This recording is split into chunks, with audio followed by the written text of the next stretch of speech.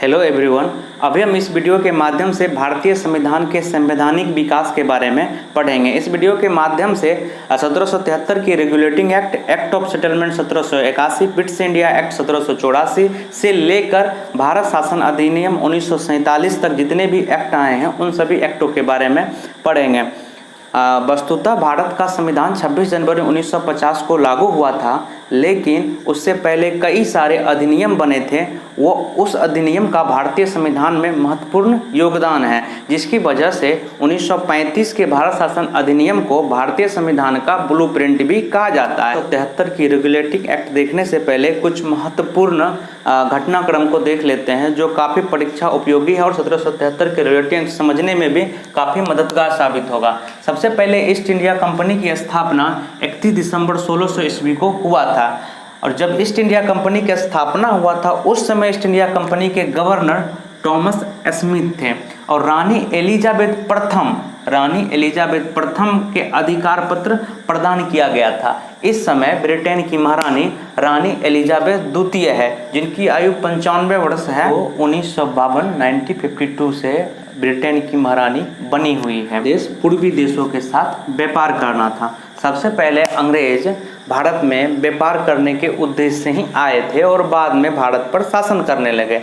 और ये सबसे पहले भारतीयों के साथ युद्ध नहीं किया था। सबसे पहले अपने यूरोपीय पड़ोसी कंट्री जो भारत पर शासन करना चाह रहा था या भारत पे अधिक से अधिक व्यापार करना चाह रहा था, उनसे युद्ध किया था। जैसे फ्रांस से, स्वीडिश से, डच से, उन्हें युद्ध करके उन्हें पहले भारत से भगा दिया और उसके बाद भारत में वो खुद शासन करने लगे थे। भारतीयों के साथ अंग्रेज का पहला युद्ध, प्लासी का युद्ध 23 जून 1757 को हुआ था। फिर बक्सर का युद्ध 22 से 23 अक्टूबर 1764 को हुआ था। ये युद्ध बहुत ही निर्णायक था और अंग्रेजी शासन का शुरुआत भारत में हो गया था। डेट काफ़ी इम्पोर्टेंट है। आजकल जो भी एग्जाम होते हैं उनमें डेट के साथ ये सभी महत्वपूर्ण युद्ध पूछे जाते हैं। बक्सर के युद्ध के बाद इलाहाबाद की दो संधियां हुई थी, 12 और 16 अगस्त को 1765 में। जब इलाहाबाद की संधियां हुई थी तब इंग्लैंड की तरफ से लॉर्ड क्लाइव थे, और जब बक्सर का युद्ध हुआ था उस समय इंग्लैंड की तरफ से हेक्टर मुनरो थे, और जब प्लासी का युद्ध हुआ था उस समय से इंग्लैंड की तरफ से लॉर्ड क्लाइव थे। आइए अब संवैधानिक विकास को दो चरणों में पढ़ेंगे।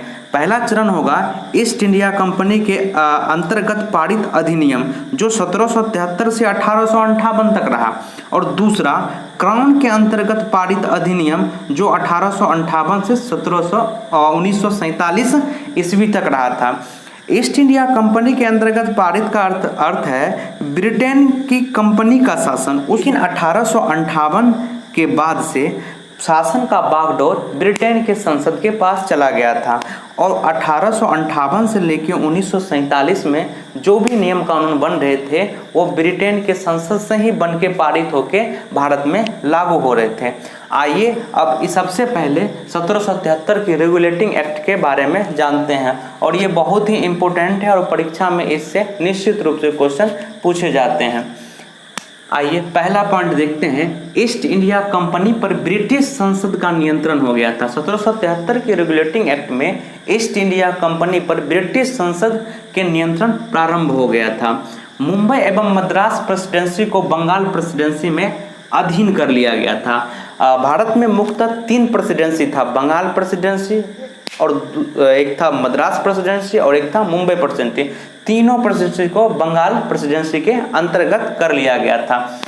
बंगाल के गवर्नर को बंगाल का गवर्नर जनरल बना दिया गया।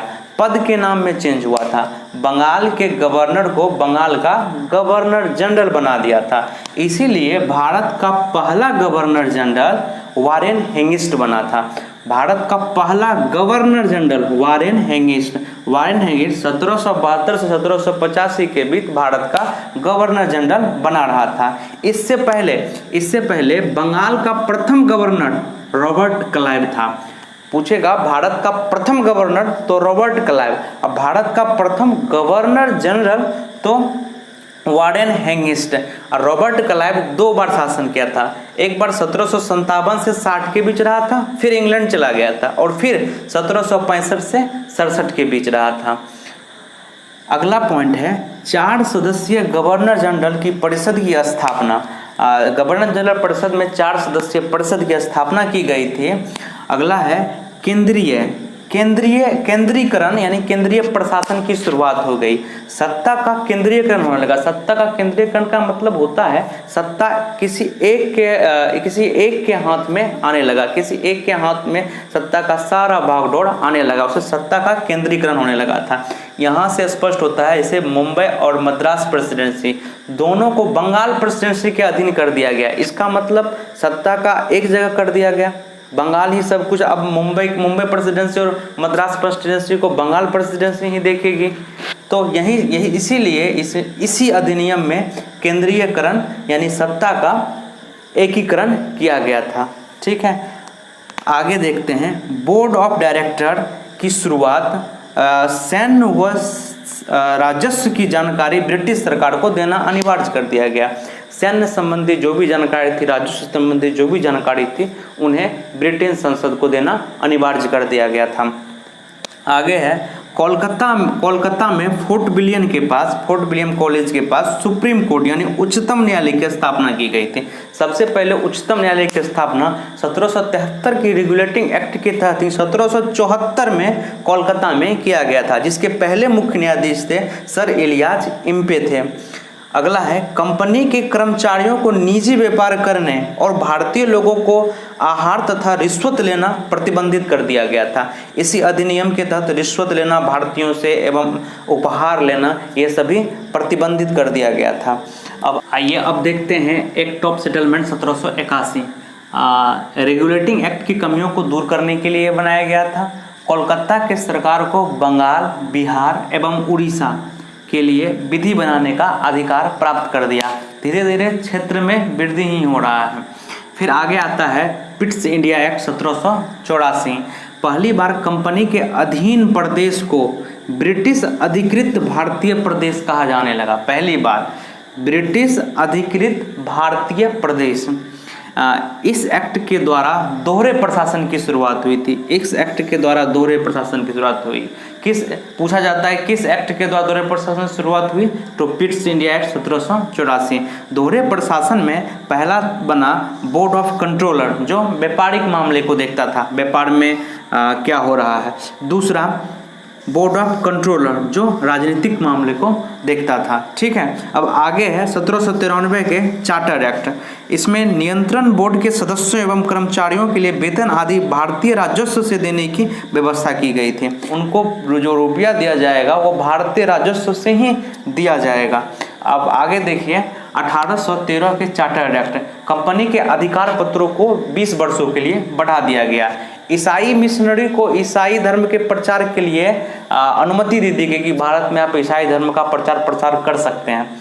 अगला है कंपनी की आय से शिक्षा के लिए प्रति वर्ष 1 लाख रुपये खर्च करने की प्रावधान किया गया था। किस एक्ट के तहत? 1813 के चार्टर एक्ट के तहत।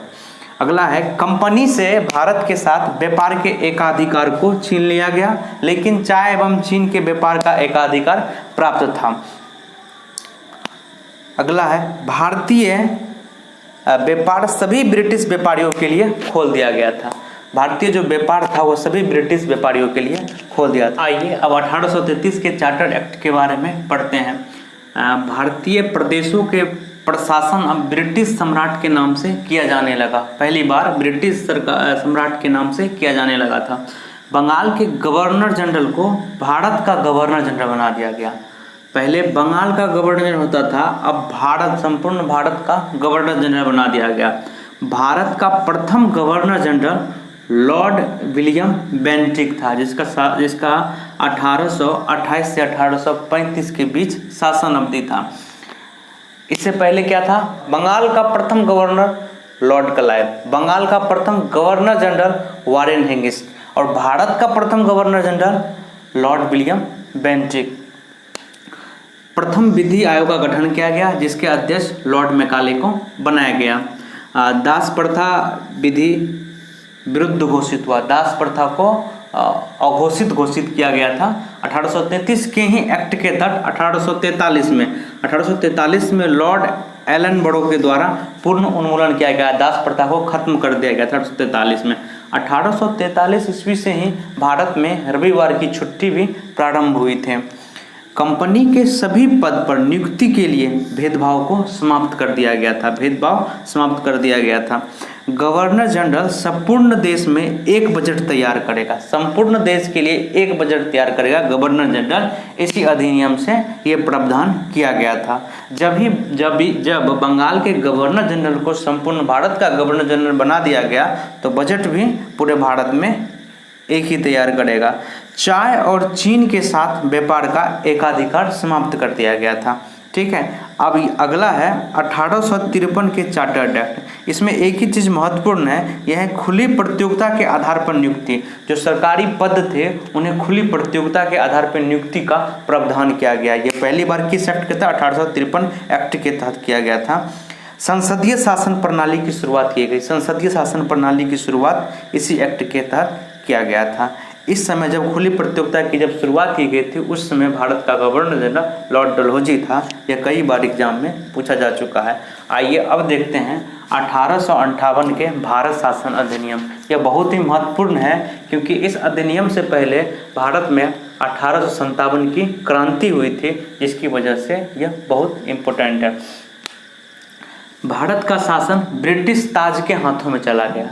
इस अधिनियम के बाद भारत का शासन ब्रिटिश ताज के हाथों में चला गया। ईस्ट इंडिया कंपनी नहीं, अब भारत में शासन ब्रिटिश संसद के द्वारा किया जाएगा। गवर्नर जनरल का पद को समाप्त कर दिया गया और बना दिया गया उसका नाम वायसराय। नाम चेंज हुआ, गवर्नर जनरल पद नाम चेंज और वायसराय बना दिया गया। भारत का अंतिम गवर्नर जनरल और प्रथम वायसराय लॉर्ड कैनिंग था। भारत का अंतिम गवर्नर और प्रथम वायसराय लॉर्ड कैनिंग, जिसका शासन अवधि 1856 से 62 के बीच रहा था। ये तो एक प्रकार से आउट क्वेश्चन है, ये हर एक एग्जाम में पूछा ही जाता है, हर एक एग्जाम में एकदम कंटिन्यूअस पूछा जाता है। बोर्ड ऑफ कंट्रोलर और बोर्ड ऑफ डायरेक्टर की व्यवस्था को समाप्त कर दिया गया। भारत में मंत्री पद की व्यवस्था की गई। मंत्री पद की व्यवस्था पहली बार इसी अधिनियम में किया गया। भारत सचिव यानी सेक्रेटरी पद बनाया गया। इसकी सदस्यता के लिए 15 सदस्यीय भारत परिषद का भी गठन किया गया था। इसे गुड गवर्नेंस एक्ट कहते हैं, इसे गुड गवर्नेंस एक्ट भी कहा जाता है। मुगल सम्राट के पद को समाप्त कर दिया गया। मुगल सम्राट समाप्त पद उसका।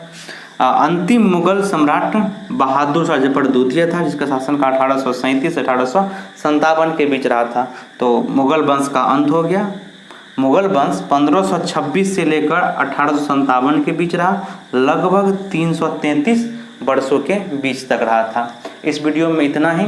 आगे के वीडियो में हम 1858 के बाद के अधिनियम से लेके 1947 के अधिनियम के बीच में जो भी महत्वपूर्ण क्वेश्चन बनेंगे उसको हम कवर कर लेंगे। इसमें जो भी बताए हैं एक एक पॉइंट एक एक क्वेश्चन बनता है और इसमें से कई क्वेश्चन एग्जाम में पूछे जा चुके हैं और जो बताए हैं वो काफ़ी इम्पोर्टेंट है।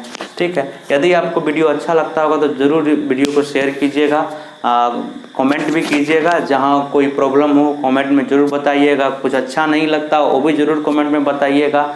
अगर अच्छा लगता हो तो लाइक ज़रूर कीजिएगा। थैंक यू, धन्यवाद।